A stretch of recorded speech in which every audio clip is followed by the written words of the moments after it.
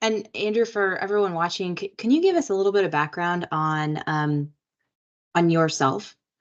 Yeah, so I've been in tech for over 15 years. Probably, I don't want to say how much over 15 years now.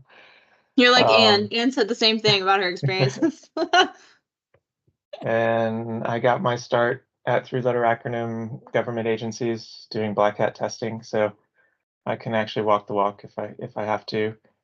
Um, and I'm very hands-on. So usually I've never completely left being a hands-on keyboard person. I think you need some of that to maintain integrity, but also keeps you grounded, and doesn't let you forget what what everyone else is going through. But to answer your question a little better, yeah, so I moved to Seattle about 15 years ago, and I've done just about everything there is to do in technology. I was a developer. I was doing DevOps back when it was called release management. So there, I've dated myself. I've done QA, I've done project management, program management, all the things. I did work at a consultancy for a number of years, as Anne might have mentioned. And that was really good because you get to work at a whole bunch of different places. I think of that, I've used the Led Zeppelin analogy before, where Led Zeppelin is really a bunch of session players. So they would play with different musicians all the time. And you really learn a lot there. And so when you're at a consultancy, you're working with a whole bunch of different companies all the time, and you learn an awful lot very quickly. And then after that, I left and I joined a startup, which had a very charismatic founder, but no IT or technology arm at all. So built that from scratch. We exited about 2 years later, a little less than 2 years later after I joined, a successful exit, and then decided to start my own company. And we got up to about 20 people. And then we also exited, bought by another larger fish in the ocean. So that was good. And then in the middle of all that, I also got a master's of science from London School of Economics. So busy, busy guy, I guess. No, I thank you for that introduction. And I think it's really important for the community to point that out because I think it speaks to your character and how you're answering all these questions. The one quote that I remember that you sang very, very vividly when I asked you about startups, you said, I asked, oh gosh, the exits and what was that like? And you said most founders go into this thinking, I need to hit a grand slam. Right off the bat. You just go up, I want a grand slam. But are you asking yourself, are you even hitting singles? Are you getting on first base? And I Right. love that because it's about the fundamentals and the foundation. And if you're doing those things right, you're going to end up scoring and winning the game. And I think your history shows that where you've had successful exits across Yeah. board. So I just wanted to point that out for everyone listening because it's a fun anecdote, I think, and a little into the window of Andrew and how he runs teams. Before we end, Anne, do you have anything you want to add or ask? Hi, Andrew. I've got a couple of what ifs for you. Sure. When you're first starting to hire employees, what type of tools should I use? What's important in that first couple of employees that I'm hiring? Boy, that's a big jump. So jumping from being two founders or three founders to actually hiring Right. employees, that you kind of become a real company, as Pinocchio would say, a real boy at that point. You're no longer a solopreneur, if that's the term. And again, a lot of investors will see if you have employees, then you're actually a real company, a lot more sophisticated than just two folks with an idea. So what if I guess my advice there would be to look at the new generation of tools that are out there to help you do things, and not look at the legacy tools out there to do things. So to be concrete about it, if you're hiring folks, there's all kinds of state requirements. There's all kinds of licenses that you have to set up. There's taxes that have to be accounted for.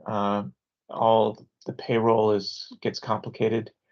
And there's tools out there. One would be Gusto, where it takes care of almost all of that for you, and it's web-based, and so you're not trying to run it on your laptop.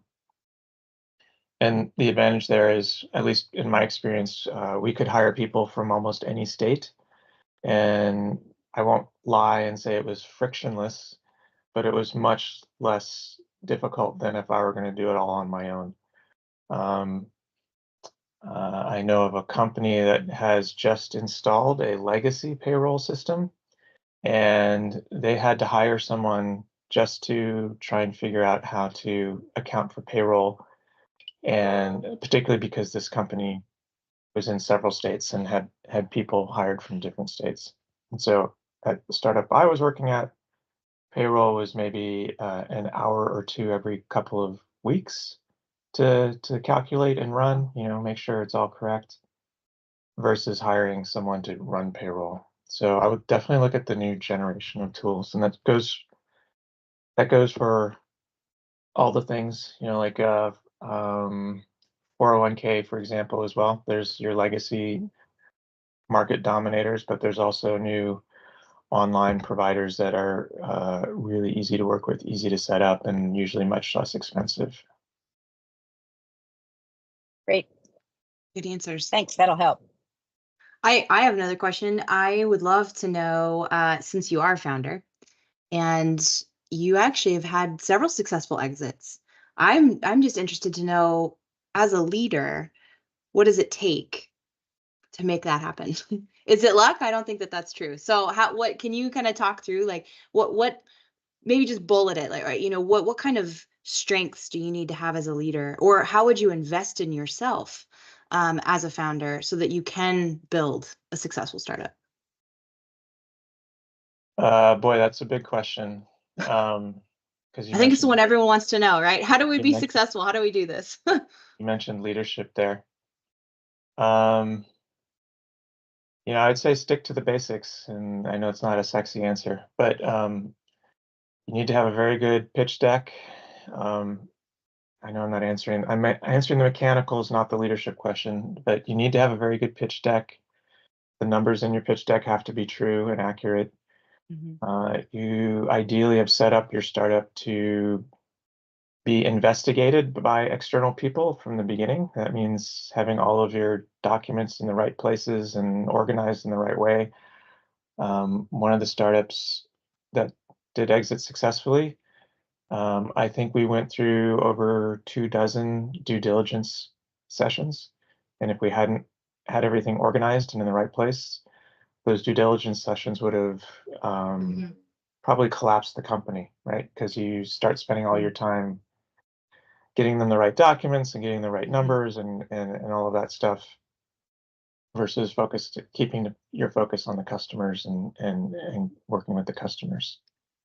So I think getting organized from a leadership point of view is really important, as banal as that sounds. And from a leadership point of view, that's a lot of philosophy there. I think you have to be open and transparent with investors. That's the big thing. And so they're a big customer of yours, is those investors. So you have to pay attention to them, but then you also have to pay attention to who your launch customers are still, and who that customer is after your launch customer, and you can't lose focus of either of those. And then the third leg of the stool is the folks you're working with. You have to keep them happy and let them know that you have to give enough transparency to let them know where they're at and where the company's at, so that they have faith but don't lose faith. And if you're completely nonsensical about it and tell them everything is great and it's always going to be great, they're not going to believe you there. And if you tell them, we're 3 days away from running out of cash, that's also not something to engender success. So you have to be transparent and honest with them, but know when to draw the line. Let's see. One final what if. Oh, we were going to ask a lot of the different people that we're interviewing, and I think this might be a good question. So, what are you currently reading? What am I currently reading? I'm blanking on the title, but it's a economics book about how the world became rich. And it talks about the Industrial Revolution, but also predates that. And it tries to answer the question why England at the time that England hit. And so this is a good question. Now I'm revealing things. So one of my passions is around that time in history because and I'm going to get a little geeky. So there's this thing called there's a factor in economics called the Malthusian factor, which basically says there's throughout history, population rises and falls with minor innovations. So you have a minor innovation, like maybe you know how to grow corn a little bit better, and so the population grows with that efficiency. But then soon you have overpopulation, and then there's a famine and a collapse because you have too many people. And so the world has gone through that cycle forever until roughly the Industrial Revolution. And after that, there's been this self-sustaining cycle of innovation. And it's that's really got us to where we are today. And why that happened and how we can optimize for that is something I'm very interested in. So there you go. It's a good answer. Cool.